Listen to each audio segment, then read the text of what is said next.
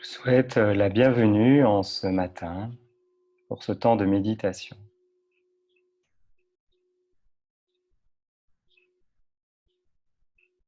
Et pour vous inviter à vous installer dans ce moment, je vous invite à laisser résonner en vous ce mot, bienvenue. Vous êtes venu ce matin pour vous connecter et je vous invite à ce que ça soit bien, à être dans un vrai moment d'intention.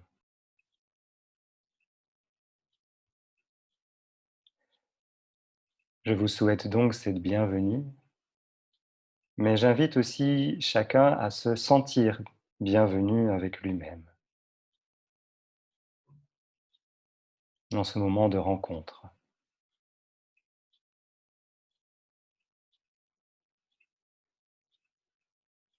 Prenez donc juste un petit moment pour arriver et vous souhaiter la bienvenue.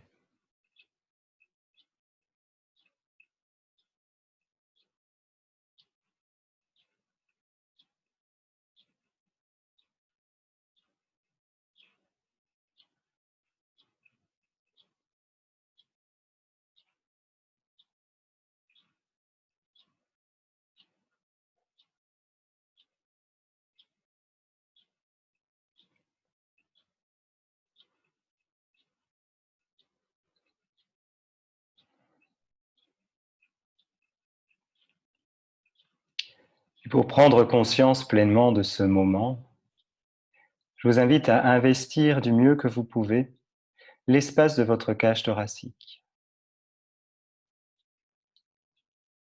cet endroit de votre corps où se passe plein de vie,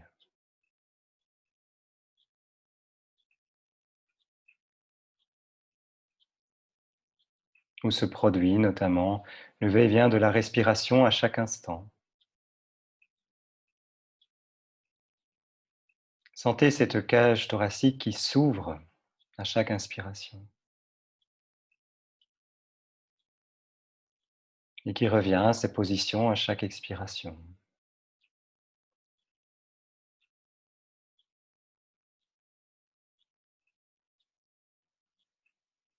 Et sentez particulièrement cette nouvelle ouverture à chaque inspiration.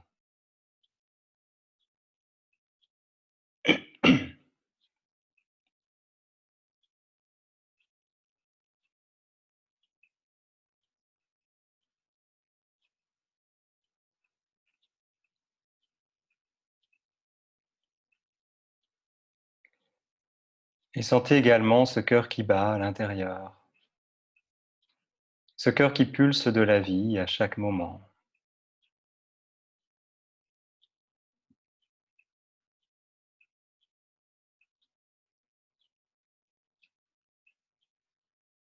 Ce cœur qui bat pour la vie, mais ce cœur qui, dit-on, bat aussi pour nos émotions, nos sentiments. Ne dit-on pas j'ai le cœur qui bat lorsque on a un peu peur, lorsqu'on est excité par quelque chose, lorsqu'on est amoureux. Ce cœur est le siège de notre vie. Il nous accompagne dans tous nos moments émotionnels.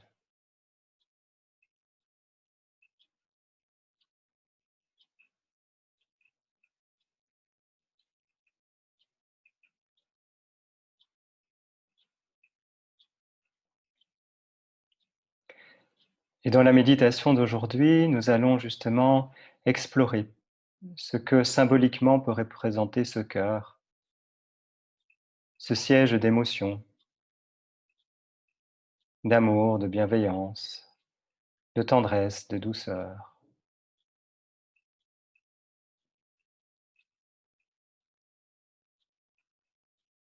Et pour vous accompagner dans cet exercice d'aujourd'hui, je vais vous proposer une petite visualisation.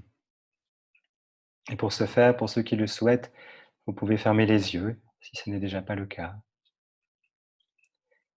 Et je le rappelle, il n'y a pas d'obligation à avoir des images précises, exactes, nettes. C'est vraiment surtout l'idée, l'intention qui compte.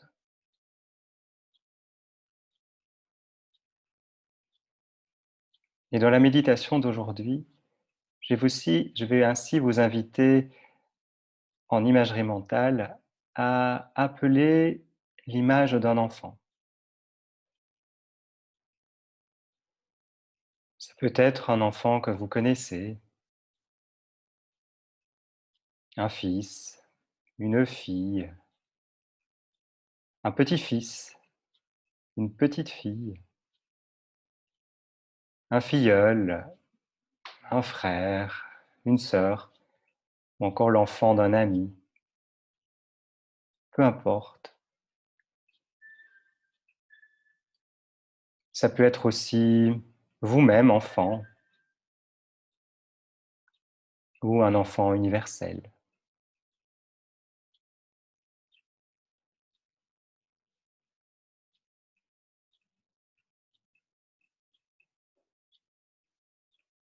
Je vous laisse choisir cet enfant qui va vous accompagner dans cette méditation.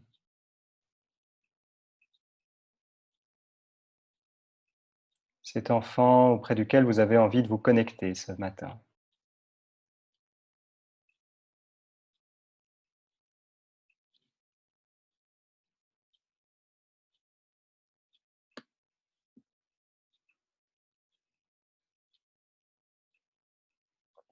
Et comme vous le pouvez, chacun, essayez de visualiser le visage de cet enfant, les traits de son visage, son regard, son sourire, comme s'il était là devant vous.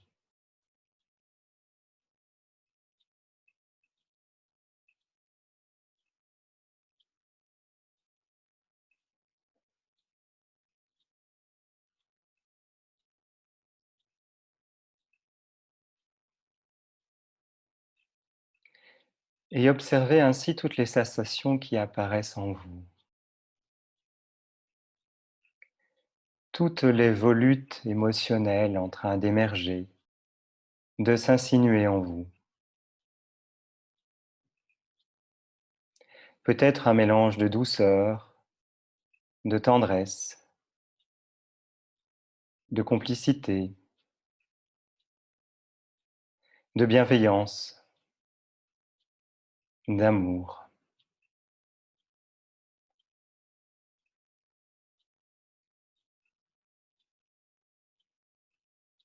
Et c'est possible que si vous n'avez pas vu cet enfant, peut-être depuis un certain temps, il peut y avoir une pointe de nostalgie ou un brin de tristesse. Ce n'est pas grave. Ça peut coexister aussi avec le reste. Accueillez du mieux que vous pouvez tous ces ressentis,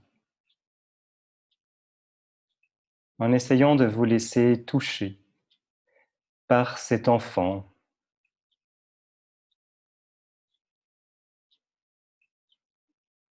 qui peut-être aujourd'hui a grandi. Ça marche aussi.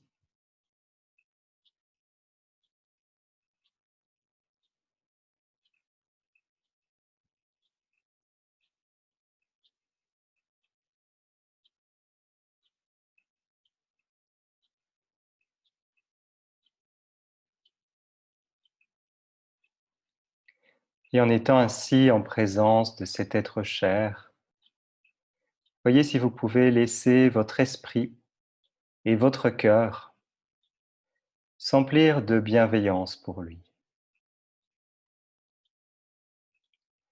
en lui souhaitant du fond du cœur le bonheur.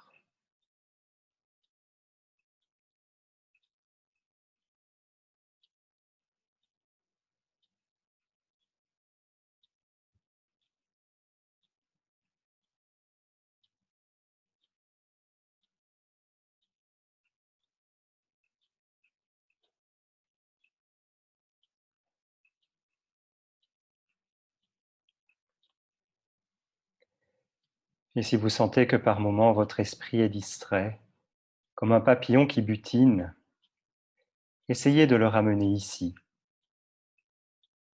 dans ce moment.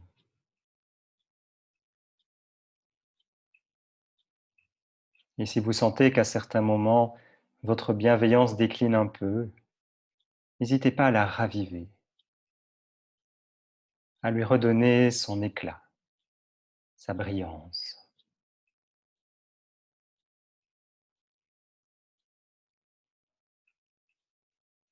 On ne fait rien de plus qu'activer quelque chose qui est déjà à l'intérieur de vous, qui est déjà là, mais qui parfois sommeille un peu, peut-être. Tout ce qu'on fait, c'est juste le dépoussiérer un peu et le remettre au cœur de votre intention ce matin.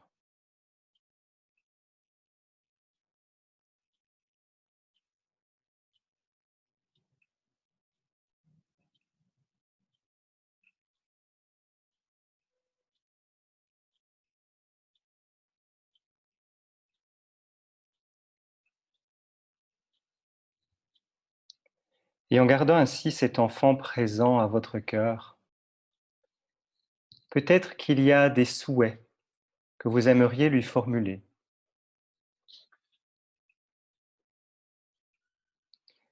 En voici quelques exemples.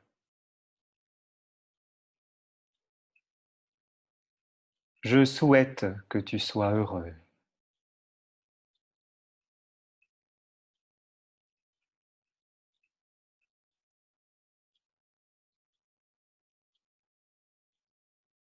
Je souhaite que tu ne souffres pas.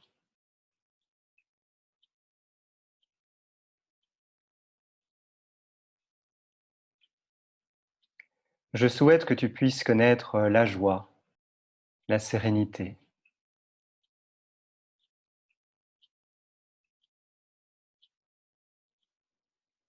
Je souhaite que tu sois en paix.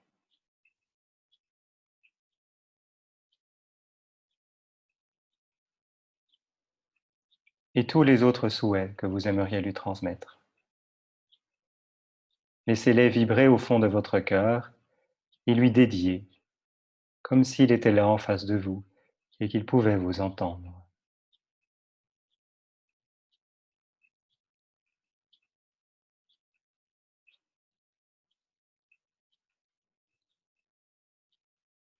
Laissez-vous ressentir ce flot de sentiments qui émane de vous en ce moment.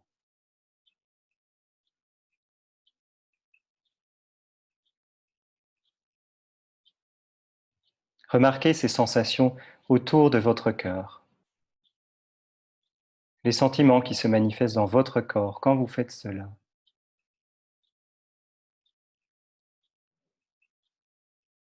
Observez peut-être une sensation de plaisir, de joie qui surgit en vous quand vous imaginez cet enfant aimé, heureux, paisible.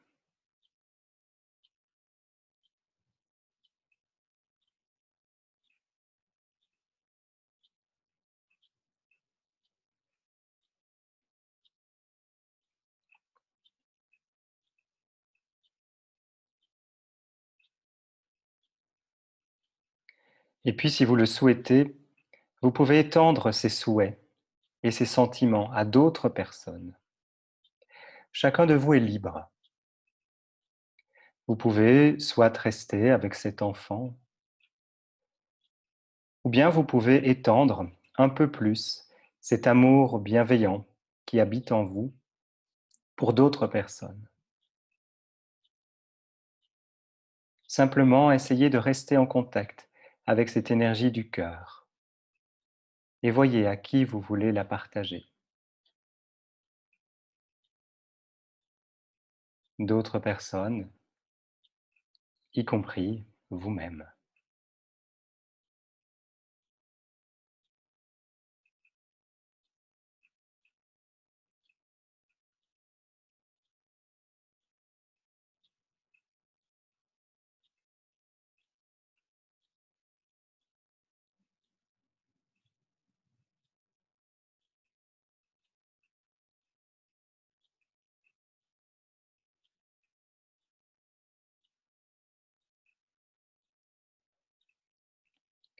Nous avons tous en nous de l'amour et de la bienveillance.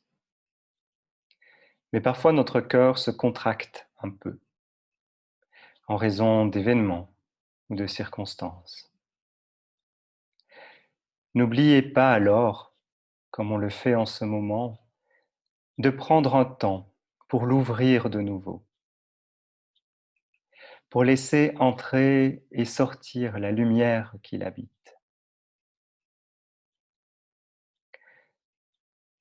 Ce qu'on fait là, ce n'est pas une chose inhabituelle, c'est juste notre nature d'être humain et qui a parfois besoin d'être réactivée un peu.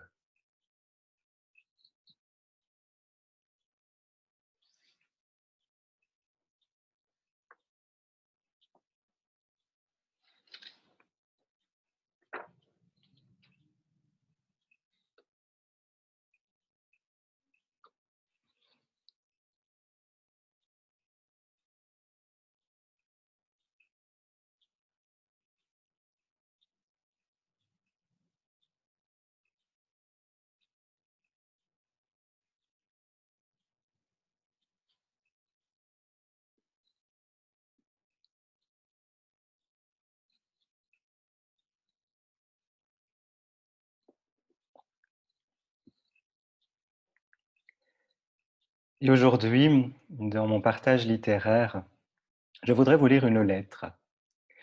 Une lettre écrite par Hubert Nissen et qui a été reproduite par sa fille Françoise Nissen dans son livre qu'elle a appelé Plaisir et nécessité.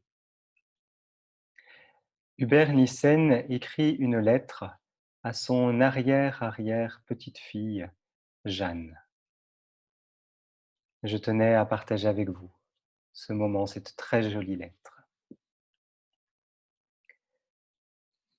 Petite demoiselle Jeanne, s'il arrivait que j'atteigne 100 ans, dans la famille c'est sans précédent, je te verrais dans la fleur de l'âge, et peut-être aurais-tu alors fait de moi, ce qui ne se rencontre guère dans nos sociétés, un arrière-arrière-grand-père. Mais j'en doute, et même, il serait fort surprenant que je sois encore visible quand tu seras, toi, en capacité de lire cette lettre que tes parents conserveront pour toi. Aussi, vais-je dès à présent te dire 2 ou 3 choses que j'ai apprises de cette vie dans laquelle tu fais tes premiers gestes. Les pas, c'est pour plus tard. Des choses qu'à trop attendre, je risquerais de ne plus pouvoir te dire. Le temps paraît la dominer, la vie. Mais son pouvoir est lié à une illusion. Dis-toi que seul existe le temps que tu prendras pour vivre. Et souviens-toi de ce conseil. Ne jamais laisser le dernier mot au temps. Maintenant, si tu veux un truc de vieux trappeur, écoute ceci. Le temps est un gibier que l'on peut prendre au piège de l'espace, constitué par les œuvres. Le temps dans Shakespeare, chez Rembrandt ou dans Mozart n'est plus un maître, c'est un sujet. Tu apprendras bien des choses, et beaucoup même dont moi je n'aurais jamais entendu parler. Mais placé devant les certitudes des uns et les exclamations des autres, il faudra te souvenir que les questions sont toujours plus vastes et plus riches que les réponses. Et mieux vaudra t'en persuader avant de l'apprendre à tes dépens. De toute manière, tu découvriras assez tôt ce que disait si bien un grand Italien du nom de Pavese: les leçons ne se donnent pas, elles se prennent. Un jour, tu découvriras aussi que dans le coffret de ton crâne sont 3 rouages dont il faut prendre soin. L'imagination, qui te permet d'échapper aux contraintes. La pensée, qui t'offre la possibilité des plus beaux voyages dans le monde des idées. Et l'affectivité, qui te permet d'aimer et d'être aimé. Et si tu prends conscience que tu peux combiner à ton gré leurs effets, tu es promise aux plus beaux accomplissements. Tu connaîtras sûrement les vertiges de la vitesse, mais tu n'en tirerais aucun profit si tu n'apprenais à connaître et à aimer la lenteur qui ouvre les portes de la plénitude. Même s'ils n'ont plus cours quand tu auras l'âge de les lire, retourne de temps en temps aux livres. Certains d'entre eux y resteront dans l'archéologie du monde, les conservatoires des idées les plus hautes et des émotions les plus fortes. De toute manière, tu le sauras, les livres en disent plus que les miroirs. Ne néglige ni l'origine, ni l'histoire des mots. Ils en savent sur toi plus que tu n'en sauras jamais sur eux. Sois capable d'admiration quand tu sentiras que l'objet de ta convoitise ou de ton désir est digne de tes émotions. Mais méfie-toi de la fascination, car elle paralyse la pensée et engendre le fanatisme ou la sottise. Et si on te demande, ou si tu te demandes, quelle règle observait cet arrière-arrière-grand-père qui t'écrivait une lettre quand tu n'étais pas encore capable de la lire, sache qu'elles étaient simples. Ne jamais oublier le plaisir dans la nécessité, ni la nécessité dans le plaisir. Ne pas cesser de pédaler sous peine de voir le vélo vaciller et entraîner le cycliste dans sa chute. Et selon les mots de Dante, se rappeler que, tout espoir envolé, il reste le désir.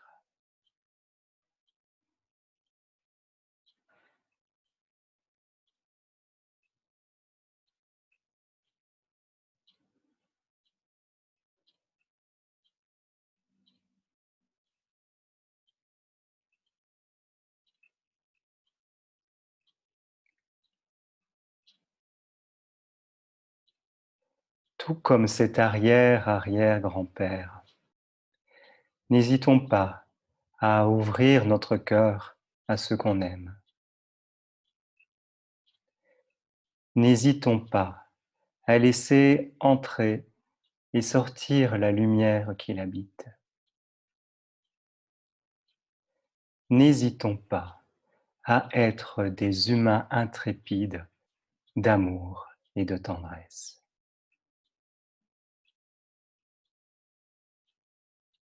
Je vous souhaite une très belle journée.